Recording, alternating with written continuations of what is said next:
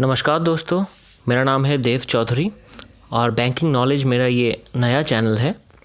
तो ये channel specifically designed है उन एस्पायरेंट्स के लिए जो बैंकिंग एग्ज़ाम्स देना चाहते हैं और जिनका मकसद बैंकिंग एग्ज़ाम क्रैक करने में है।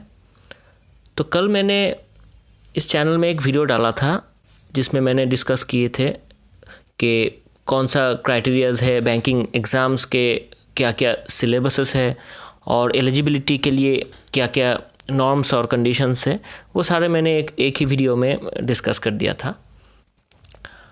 और इसी के साथ साथ मैंने ये भी डिस्कस किए थे कि बैंकिंग के हर एक सेगमेंट्स का सिलेबस, रीजनिंग के सिलेबस कौन कौन से है, मैथ्स का सिलेबस कौन कौन सा है, इंग्लिश का सिलेबस कौन कौन सा है, ऐसा कुछ कल डिस्कस किए थे मैंने।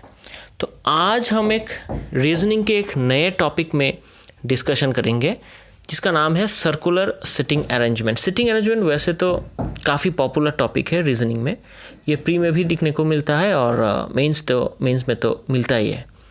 तो सिटिंग अरेंजमेंट में कई तरीके का सिटिंग अरेंजमेंट्स होता है। एक्चुअली सर्कुलर सिटिंग अरेंजमेंट्स होते हैं, लीनियर होते हैं, फ्लोर बेस्ड होते हैं, स्क्वायर टेबल बेस्ड होते हैं।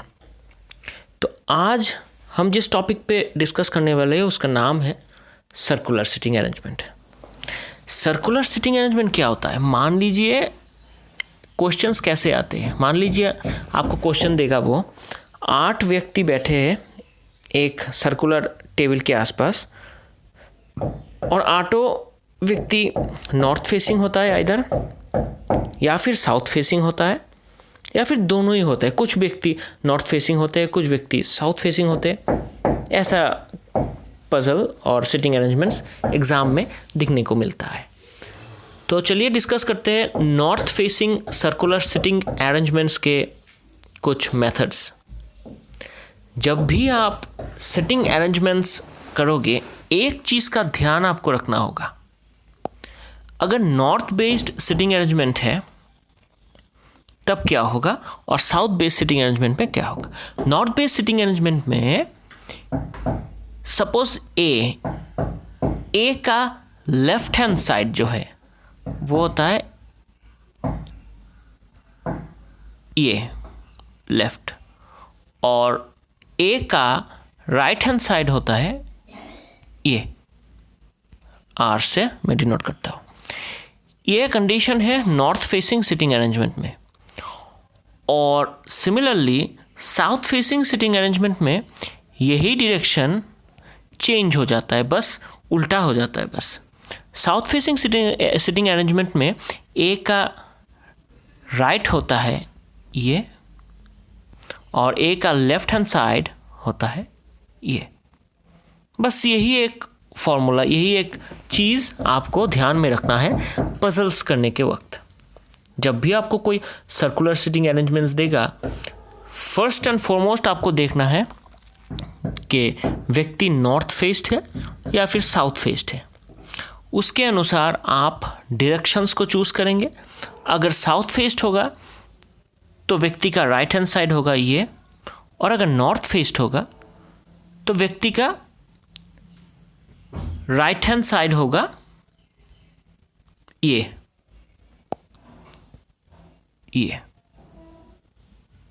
ठीक है, तो चलिए हम एक पजल करते हैं। पजल करने के बाद मैं आशा करूँगा आप लोगों का जो भी डाउट्स होगा वो क्लियर हो जाएगा। अगर कुछ डाउट्स रह भी जाता है आप रिवाइंड करके वीडियो को देख सकते हो, नीचे कमेंट सेक्शन में कमेंट कर सकते हो। चलिए शुरू करते हैं। तो ये है हमारा पजल। देखिए क्या लिखा हुआ है। 8 people MNOPQRS or T are sitting around a circular table facing center। ये बात आपको हाईलाइट करनी चाहिए। फेसिंग सेंटर मतलब ये सेंटर वाला सर्कुलर सिटिंग अरेंजमेंट है, but not necessarily in the same order.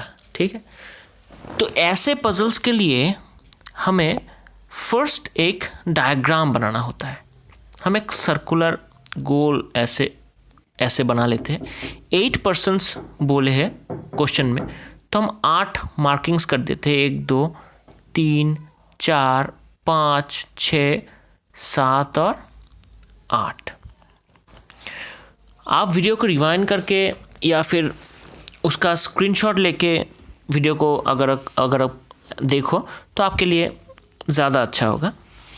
तो क्वेश्चन में बोला है, देखिए क्वेश्चन को पहले आप एक बार ध्यान से देख लीजिए। इसे आप स्क्रीनशॉट लेके भी सेव कर सकते हो। 8 people MNOPQRS और T are sitting around a circular table facing center, but not necessarily in the same order. N sits second to the left of M. कह रहा है कि जो M है उसके सेकेंड लेफ्ट में N बैठा हुआ है। 3 people are sitting between N and S, मतलब 3 व्यक्ति बैठा है N और S के बीच में। P is the immediate neighbor of S. कह रहे हैं कि P S का immediate neighbor है, मतलब P S के बगल में बैठेगा।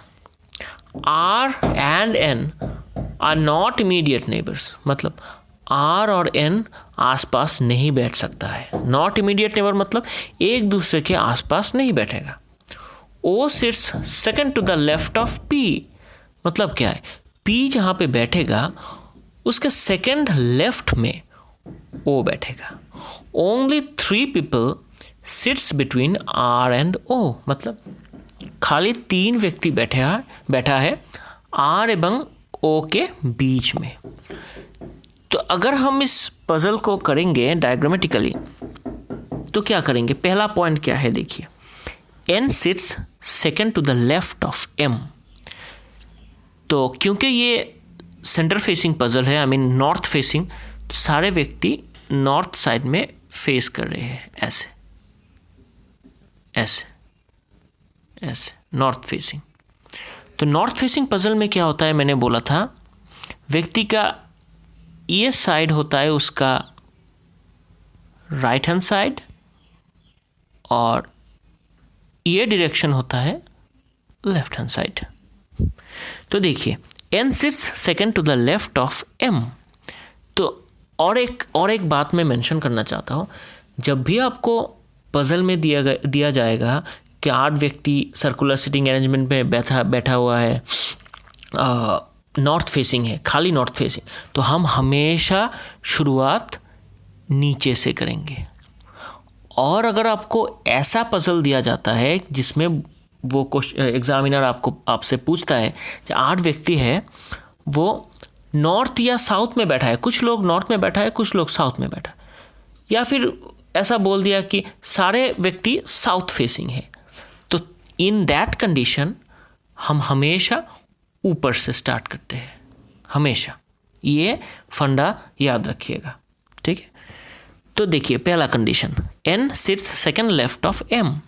तो अगर मैं M को इधर बिठा देता हूँ तो M का लेफ्ट हैंड साइड कौन सा होगा, ये, मतलब N second to the left बोला, माफ़ कीजिएगा, I am sorry, second to the left of M, मतलब M बैठ जाएगा यहाँ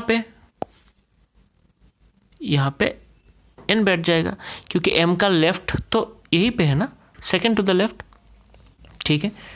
चलिए दूसरे पॉइंट में जाते हैं।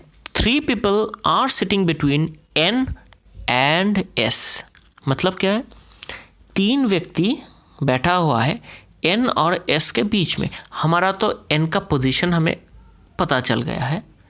अभी 3 व्यक्ति बैठे हैं तो क्या होगा, 1 2 3, तो S यहाँ पे आके बैठ जाएगा, ठीक है। अगर S यहाँ पे आके बैठ जाए तो उसके बाद का कंडीशन देखिए, P is the immediate neighbour of S। अभी देखिए बोल रहा है कि P S के बगल में बैठेगा, इमीडिएट नेबर मतलब S के साइड में बैठेगा, इमीडिएट नेबर एकदम बगल में बैठेगा। तो P यहाँ पे भी बैठ सकता है, P यहाँ पे भी बैठ सकता है। मतलब क्या, हमारे पास 2 सिचुएशंस है P को बिठाने के लिए। तो ऐसे पजल्स में जिसमें आपको 2 कंडीशंस और 2 सिचुएशंस आ जाते हैं, तो आप एक डायग्राम में भी कर सकते हो, और अगर मेरा सजेशन लोगे तो मैं आपको बताऊंगा 2 डायग्राम्स करके रखे, 2 या 3 सर्कुलर डायग्राम्स, तो हमें और एक डायग्राम यहाँ पे बना लेते हैं ऐसे। 8 व्यक्ति 1 2 3 4 5 6 7 और 8। यहाँ पे भी हम सेम कंडीशन बिठा देते हैं। n sit second left of m, तो m यहाँ पे बैठेगा, n यहाँ पे बैठेगा। n और s के बीच 3 व्यक्तियाँ हैं, तो s नेचुरली यहाँ पे बैठेगा। अब बोला है p is the immediate neighbour of s, तो अभी हमारे पास 2 डायग्राम्स हैं, तो 2 पोजीशंस p के लिए और 2 डायग्राम्स। तो इस डायग्राम में मैं p को यहाँ बिठा देता हूँ, ठीक है, और दूसरे डायग्राम में मैं p को यहाँ बिठा देता हूँ। हो गया। अब देखिए, R and N are not immediate neighbors। कह रहे हैं कि R एवं N एक साथ नहीं बैठ सकते, मतलब मैं यहाँ पे R को नहीं बिठा सकता हो और यहाँ पे भी R नहीं बैठेगा। सेम केस होगा उस डायग्राम के लिए, यहाँ पे R नहीं बैठेगा और यहाँ पे भी R नहीं बैठेगा, ठीक है। O sits second to the left of P। अब बोल रहा है, देखिए O P के सेकंड लेफ्ट में बैठता है, तो P अगर ये है तो उसका लेफ्ट हैंड साइड ये है, तो सेकंड लेफ्ट में O बैठेगा, मतलब 1 2 यहाँ पे O बैठ जाएगा, ठीक है, यहाँ पे O बैठ जाएगा। और उस डायग्राम में अगर हम देखें O कहाँ पे बैठेगा, P अगर यहाँ पे है तो P के सेकंड लेफ्ट मतलब ऐसे 1 2, मतलब यहाँ पे O बैठेगा, करेक्ट। ये कंडीशन गया। अब देखिए सामने आगे क्या लिखा हुआ है, only 3 people sits between R and O। कह रहे हैं कि 3 व्यक्तियाँ बैठे हुए हैं R एवं O के बीच में, तो O यहाँ पे बैठा हुआ है, 3 व्यक्तियाँ O एवं R के बीच में बैठा हुआ है, मतलब ये 1 ये 2 और ये 3। तो हमारे हिसाब से, इस डायग्राम के हिसाब से R यहाँ पे बैठेगा, पर R यहाँ पे बैठ नहीं सकता है क्योंकि N और R में कोई रिलेशन नहीं है। क्वेश्चन में देखिए बोला है R and N are not immediate neighbors, तो इसका मतलब है कि मैं यहाँ पे R को बिठा नहीं सकता हूँ। क्लियर। तो इसका ये भी मतलब हुआ कि ये पूरा डायग्राम गलत है, पूरा डायग्राम गलत है, ठीक है। तो हमारा जो दूसरा डायग्राम है वो देखिए।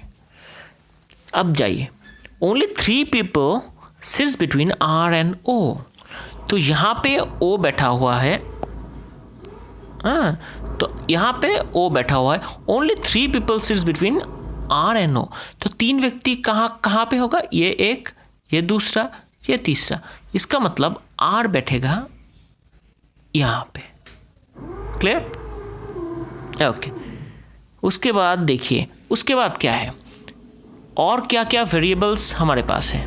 हमारे पास M हो गया, N हो गया, P हो गया, S हो गए, R हो गए। अब सिर्फ और सिर्फ बचे Q एवं T। तो हमें नहीं पता है कि Q कहाँ पे बैठेगा, T कहाँ पे बैठेगा। हाँ, एक बात पता है, Q और T इन 2 जगह में बैठेगा। क्लियर। तो इन 2 जगह में अगर Q और T बैठेगा तो हमें तो पता नहीं है कहाँ पे बैठेगा। तो यहाँ पे भी बैठ सकता है, तो हम यहाँ पे लिख देते हैं Q और T, और इस कंडीशन में भी सेम Q और T। बस ये दोनों खाली जगह में Q और T कहीं पे भी बैठ सकते हैं, इसलिए हमें पता नहीं है, इसलिए हमने Q और T ऑप्शनल दे दी है। तो क्वेश्चन में अगर आपको पूछेगा कि Q का पोजीशन कहाँ से है, I mean there can be a question, what is the position of Q with respect to P or with respect to R, तो आपको CND में क्लिक करना है, that is cannot be determined, क्योंकि हमें पता नहीं है Q एक्चुअली कहाँ पे बैठा है। Q यहाँ पे भी बैठ सकता है, Q यहाँ पे भी बैठ सकता है। तो फाइनल लेआउट पजल का क्या हुआ? ऐसा एक सर्कल 1 2 3 4 5 6 7 8 और हुआ क्या? यहाँ पे हुआ M, यहाँ पे हुआ N, यहाँ बैठ गया S, यहाँ बैठ गए R और क्या था? हाँ, यहाँ बैठ गया O,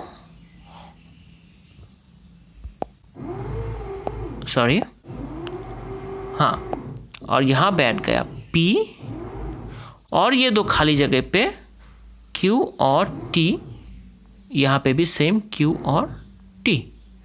तो ये पूरा पजल आपका कंप्लीट हो गया। तो इस पजल के साथ साथ हमने ये भी सीखा है कि अगर हमें नॉर्थ फेसिंग पजल दिया जाता है एग्जामिनेशन में, जो कि प्रीलिम्स में आता है, नॉर्थ फेसिंग, साउथ फेसिंग, कोई भी पजल आ सकता है प्रीलिम्स, मेंस में। मेंस में एक्चुअली क्या आता है? नॉर्थ और साउथ का कॉम्बिनेशन आता है।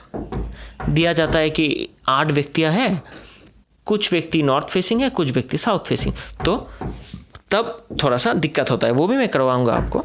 तो जब भी नॉर्थ फेसिंग दिया जाएगा, ध्यान में रखिए नॉर्थ फेसिंग पजल के लिए ये डायरेक्शन होता है राइट हैंड साइड और ये डायरेक्शन होता है लेफ्ट हैंड साइड।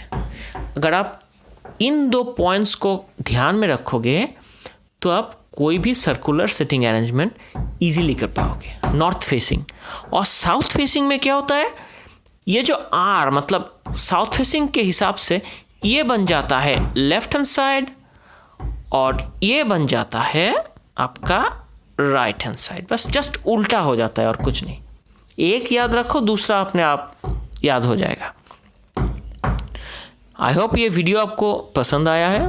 अगर पसंद आया है तो I will be very happy. आप प्लीज़ सब्सक्राइब कीजिए और लाइक कर सकते हो। धन्यवाद।